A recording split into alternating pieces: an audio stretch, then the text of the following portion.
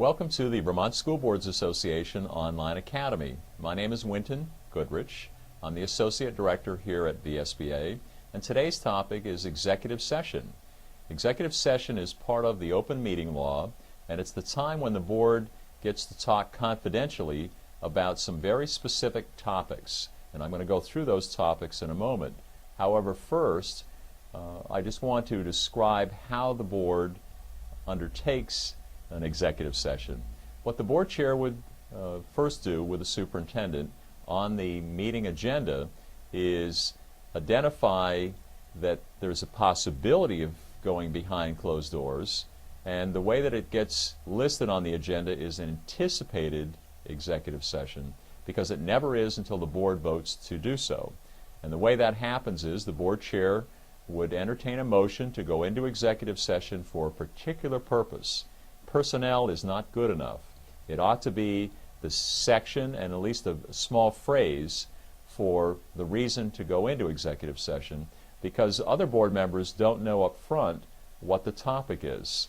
And before they can vote, they have to have some idea of the rationale for going behind closed doors. So the board chair entertains a motion, receives a second, the board votes, and if it's the majority opinion, then either the board gets up and goes to another room, or they ask the citizens at the board meeting to leave the actual board meeting place.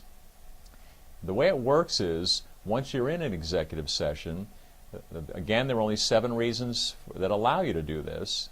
Once you're in there, you deliberate about the issue, you decide what the findings might be, you decide what the public statement is going to be. You can even take a straw poll in executive session, but you can't take an official vote until you come out of executive session and do so in an open school board meeting. The 7 reasons that enable you to go behind closed doors: the first is negotiated contracts or other kinds of contracts, where premature general public knowledge would clearly place the board or individual at a substantial disadvantage. If everybody knows what the issue is, then it may not be allowable to do that in executive session. So the first is contracts and labor relation agreements. The second is real estate. You don't have to tip your hand at what you might be willing to bid on a piece of property or a building. The third is employment or evaluation issues, and again, the minutes should reflect not personnel, but it's employment of new teachers. Don't have to name the teachers. Evaluation of maybe an administrator. You don't have to name the administrator. You're just talking about the categories. The fourth is disciplinary or dismissal action. Again, you don't disclose who it is, but you do describe what the intended action is that entitles you to be behind closed doors. The fifth would be peril to public safety. Number 6 is public records, and number 7 is academic records of students. So there's 7 reasons that allow the board to go into an executive session. If you violate this, you're actually violating the open meeting law, and you could receive a $600 fine from the Attorney General's office and a letter. And I actually have worked with a board member before, a board chair, that received one of these letters because someone complained that the board was not disciplined in how they handled confidential matters. They went into executive session under the guise of one of these 7 criteria, and they talked about lots of other issues once public was not in their presence. That violates the spirit and the letter of the law and is not allowed.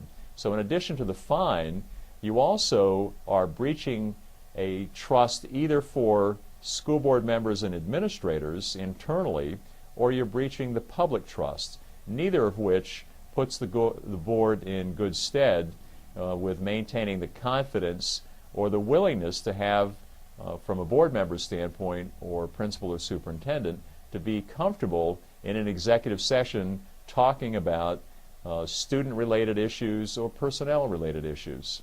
So in summary, executive session is part of the open meeting law.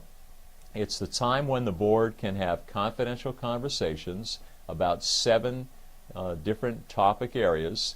It's important to be well disciplined and to go into an executive session with a single topic, or if a couple of topics are interrelated, to announce those.